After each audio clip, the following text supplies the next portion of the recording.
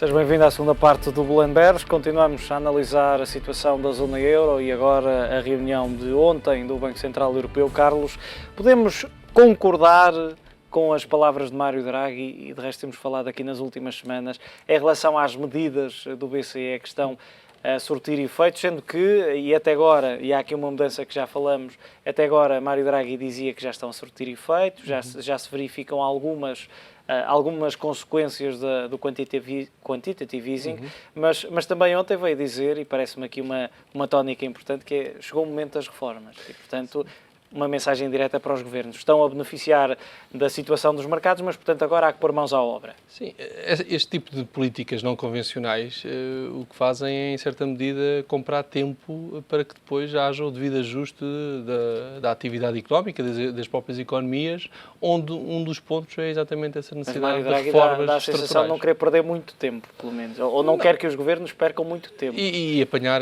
querem é que não se fiquem apenas reféns ou julguem que só apenas o BCE tem a capacidade de mudar todo este sistema, porque o pior das situações é defraudar as expectativas dos investidores, em que neste momento, em certa medida, até admito que sejam acima das expectativas iniciais, em termos daquilo que é a reação e aquilo que já se começa a assistir a nível daquilo que são a evolução da atividade económica, não propriamente só pelo papel do BCE, mas também boa parte também pela descida dos preços de energia e, eventualmente, numa segunda linha, a decisão do BCE é a desvalorização do euro, mas o que estamos a assistir é, desde o início das compras efetivas, que começaram dia 9 de março, mas anteriormente a isso, o BCE já tinha anunciado em janeiro, mas desde então temos assistido a uma recuperação da atividade económica a nível industrial, quer na Alemanha já dados de fevereiro, inclusive também alguns dados de janeiro, que comprovam esse mesmo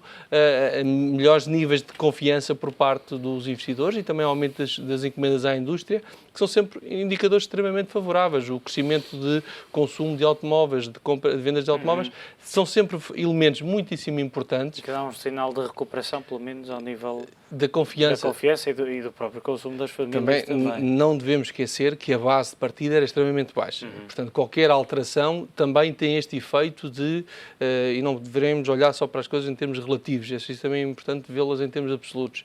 Mas eu nesta fase diria, sim, estamos a correr bem, está, em termos de evolução da atividade económica no primeiro trimestre. Há aqui um conjunto vasto de indicadores, não só do BCE, e não deveremos estar extremamente otimistas daquilo que vai ser os próximos 3 meses, porque há outros desafios a fazer. É preciso que os investidores, muito marcados daquilo que têm sido os últimos anos em termos de evolução da atividade económica, sintam alguma dose de confiança e de robustez naquilo que estão a sentir neste momento, e aí sim é importante que os governos façam as devidas reformas estruturais, não apenas a lógica dos cortes puros e duros daquilo que é os seus orçamentos, mas também que permitam que as próprias economias, as próprias empresas tenham um ambiente económico muito mais favorável, muito mais rápido para desenvolver a sua iniciativa, quer a nível de recrutar pessoas, quer a nível da exportação, quer a nível de criação dos próprios mercados e também estimular o conhecimento.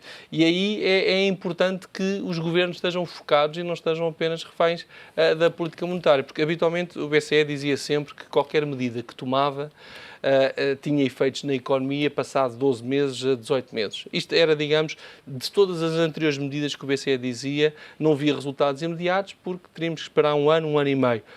E neste momento o BCE, em certa medida, já está extremamente otimista de medidas que tomou ou que começou a tomar há cerca de um mês e meio. Portanto, é preciso e a questão dos juros muito baixos, e daqui a pouco vamos falar das emissões de Portugal também, mas também no mercado secundário. Mas a verdade é que, e seguindo essa linha do que dizias, são muito tentadores, e quando digo tentadores para, obviamente, os vários governos da zona euro, também o português, mas estes níveis de juros tão baixos podem ser demasiadamente tentadores para que deixem algumas das reformas, e em ano de eleições, algumas das reformas para depois, nomeadamente essas legislativas. E poderá ser também com isso que Mário Draghi está a jogar agora. Sim, embora faça-o publicamente, e admito que o faça também em privado, naquilo que são as reuniões que tem com os ministros das Finanças, especialmente, mas é importante que os governos tenham esse sentido de responsabilidade geracional, que não pensem só, como dizia o Diogo, nas próximas eleições, mas pensem nas próximas gerações, e isso sim é que marca os grandes estadistas. E se calhar é aquilo que neste momento, e já temos falado muito nesta crise desta Europa, em termos de liderança, era importante que haja este espírito de liderança, este espírito de compromisso, não gerir o tempo político, mas gerir sim aquilo que é um país e sabendo bem que aquilo que estamos a viver face àquilo que é os desafios, nomeadamente da economia portuguesa, que não sejam aqui geridos em função de aspectos táticos e que haja assim aqui uma recuperação da economia, e daí essa importância de continuarmos a fazer as reformas estruturais, porque aí sim é que a economia fica muito mais competitiva. Luís, olhando para aquilo que Draghi disse ainda, e por um lado a pedir mais reformas aos países da zona euro, mas depois dizia a dada altura da conferência que as políticas orçamentais devem apoiar a recuperação económica, cumprindo também com o Pacto de Estabilidade e Crescimento. Ora, esta parece ser também uma equação relativamente difícil de se conseguir. O exercício de equilíbrio. Sim, é óbvio que o Presidente do Banco Central Europeu será sempre exigido um discurso de responsabilidade, apesar de quando Draghi fugiu um pouco da linha cinzenta, terá tido sempre maior sucesso no mercado, até porque quando o fez foi para garantir a segurança do projeto europeu. Eu acho que a maior parte dos desafios que se vão prender relativamente à boa execução dos estímulos, eu diria que tem a ver exatamente com isso, porque no final do dia e em boa verdade, isto é sempre um tango que tem que se dançar a dois, ou seja, o BCE conseguiu comprar tempo. Nós podemos pensar efetivamente, por exemplo, qual seria o verdadeiro impacto desta crise da Grécia se não houvesse, digamos, esta almofada por parte do Banco Central Europeu a segurar, digamos assim, o mercado de dívida e também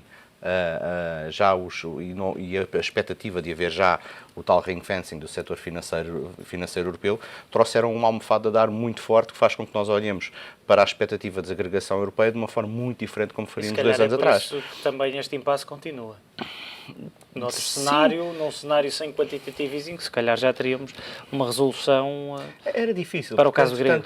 Sim, era difícil, mas teríamos, porventura, na reação do mercado, sobretudo dos prémios de risco de países como Portugal ou Espanha, diria eu, uma reação diferente, uma volatilidade diferente do que tivemos.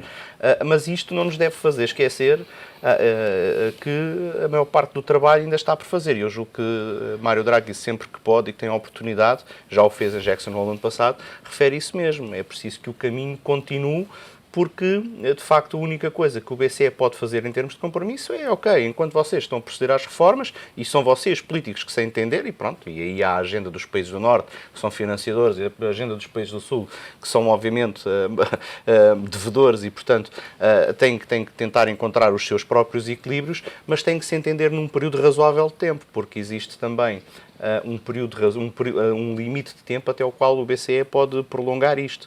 É engraçado porque o Mário Draghi, apesar de ter considerado que o programa estava a ter sucesso, e isso também é visível, eles apresentaram números relativamente à utilização de nova liquidez por parte do setor financeiro. Portanto, em média, os bancos utilizaram mais 20% e esperam utilizar mais 30% dos fundos só para a atribuição de crédito. Portanto, existe aqui, obviamente, uns dados que são confortáveis, mas ele não fez pender nas suas provas, não disse não vou terminar, não disse que ia terminar o programa de quantitative easing mais cedo do que aquilo que era expectável. Portanto, há uma frase que ele diz que só depois de ser empregue todo o programa de quantitative easing, ou seja, isto faz-nos pensar que ele também não retirará até setembro de 2016, não é?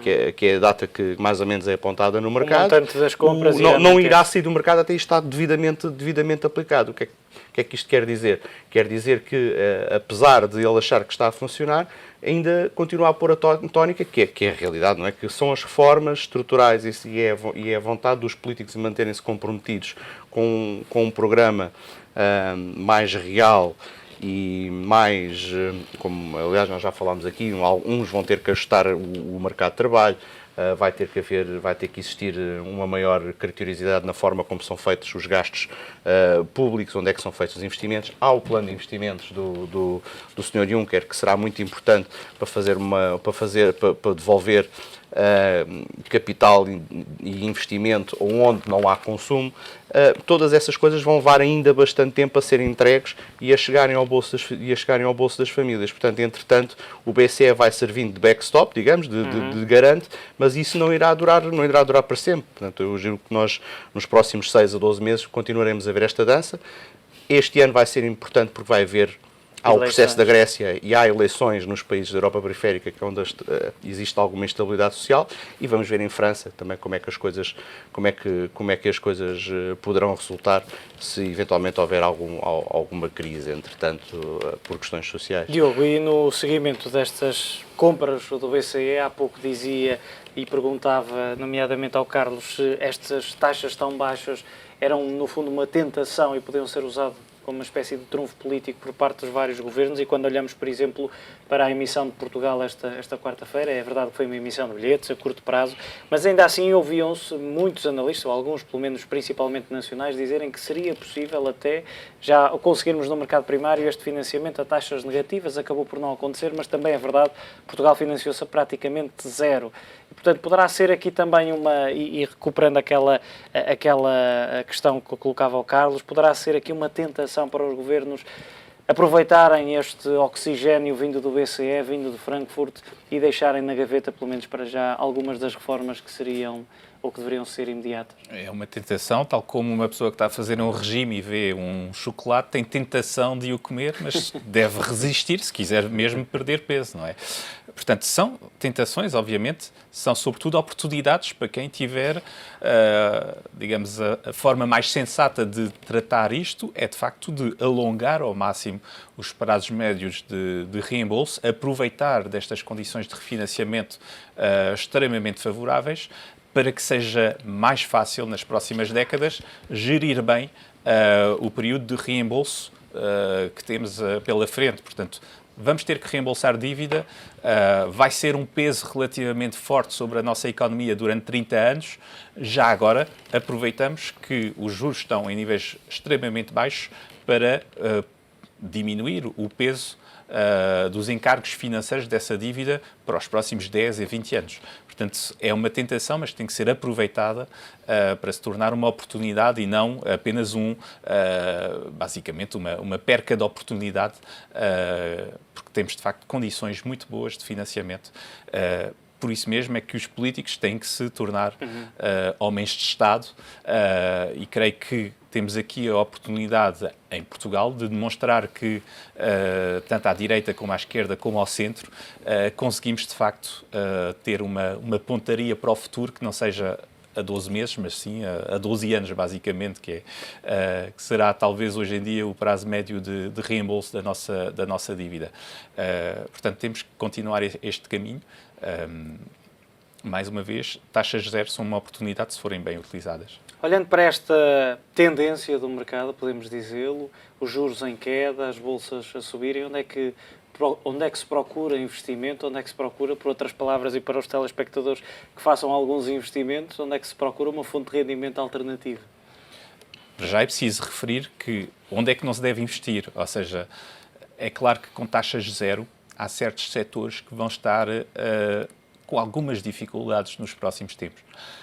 Um deles é o setor dos seguros, porque, de facto, e aliás no final do ano passado, houve um stress test às seguradoras a nível europeu que foi efetuado, que não se falou muito, ou não se falou tanto, pelo menos, como ao teste que foi feito à banca, como é óbvio, mas que demonstra que com estes níveis de taxas extremamente baixos, se eles se mantiverem durante 10 anos, basicamente um quarto das seguradoras a nível europeu vai encontrar dificuldades em termos de capitais próprios.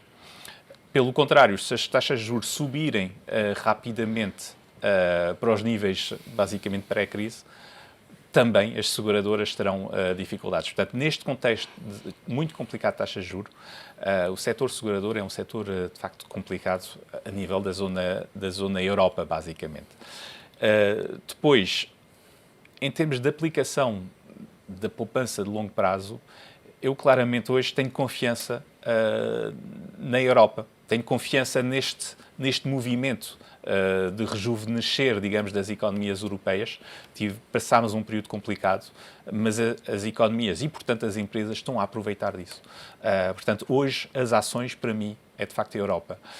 Do lado da dívida, já não é a mesma história, ou seja, prefiro hoje estar a investir em dívidas do outro lado dos Estados do Atlântico, do lado dos Estados Unidos, dívida canadiana, dívida australiana ou dívida mesmo de mercados emergentes emitindo em dólares, do que estar, obviamente, a emprestar ao governo alemão que fez uma emissão a 0,08% a 10 anos. Portanto, estamos perante uma estrutura de taxa de juros que faz com que hoje investir em dívida a nível europeu tornou-se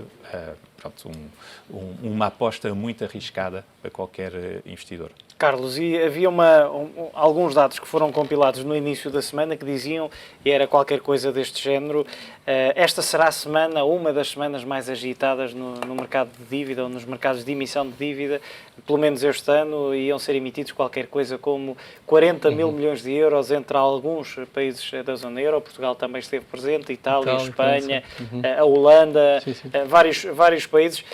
É esta... Ou será este o trabalho dos tesouros de cada país, aproveitar ao máximo esta descida e emitir o máximo possível de dívida a estes juros? Ou valerá a pena ainda esperar mais alguns meses, e convém que se diga que pouco mais de um mês passou desde que o Quantitative Easing entrou em vigor, valerá a pena esperar mais um pouco para perceber se a estes níveis poderão suceder-se outros níveis ainda mais baixos? Não, é expectável que sim. Sempre que já falámos na semana passada do racional destes juros. É expectável que sim, e essas agências de gestão da dívida pública procurarão fazer essa gestão em função daquilo que são os reembolsos, em função daquilo que é o timing de mercado. O que tivemos foi logo no início de março um ajustamento muito forte, uma descida muito forte dos prémios de risco. Neste momento Portugal, há 10 anos, está a cotar em torno de 1,8%.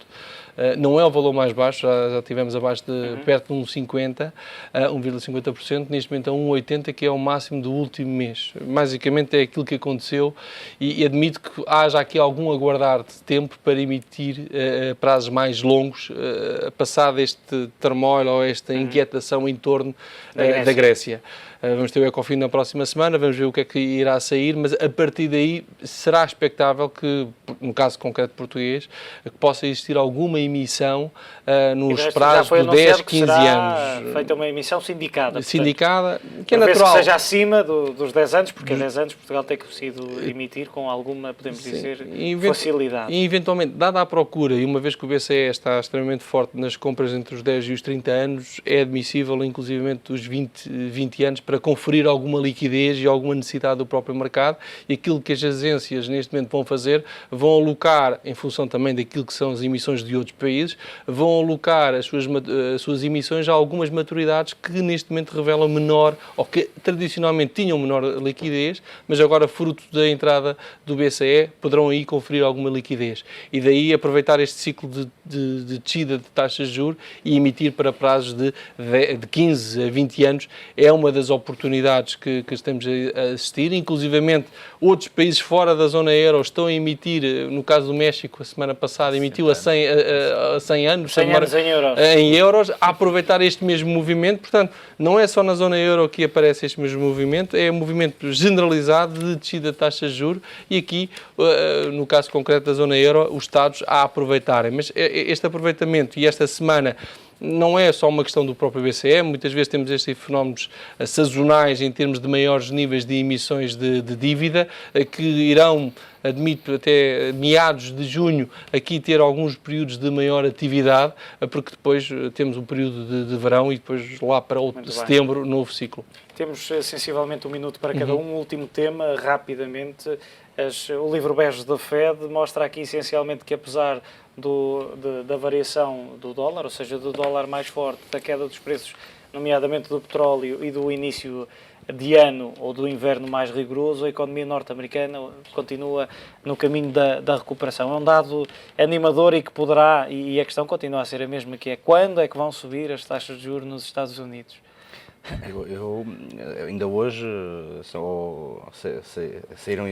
têm sido divulgados números para o emprego e continuam a mostrar que, de facto, a capacidade neste momento da maior economia mundial de criar postos de trabalho está bem acima, está muito compatível com uma taxa de desemprego que é muito aceitável dentro de um mandato da Reserva Federal.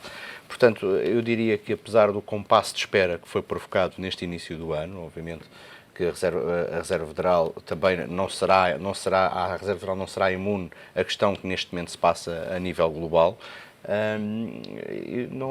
Estamos numa contagem de tempo para haver o primeiro registro, se não for em junho, provavelmente depois do verão. Agora, aquilo que é importante salientar é que num ano de grandes incertezas, aquilo que cada vez mais registramos e que pensamos que aqui é mesmo uma mensagem importante para as pessoas que querem fazer investimentos, é de facto a importância do consumidor norte-americano tem sido relevante para suportar o crescimento da economia mundial. A economia mundial vai continuar a crescer, eventualmente, e estamos a falar que a Reserva Federal não está a vender as posições que comprou durante o período de estímulos, portanto ainda não começou a esvaziar os balanços. Peço que concluas, é só um minuto. Okay. Estamos sem tempo. E, portanto, isso obviamente será uma inevitabilidade. Diogo, num minuto, são dados, estas peças continuam a amontoar-se e vão dando aqui alguma confiança e poderão servir para diminuir pelo menos aquelas divergências da última reunião.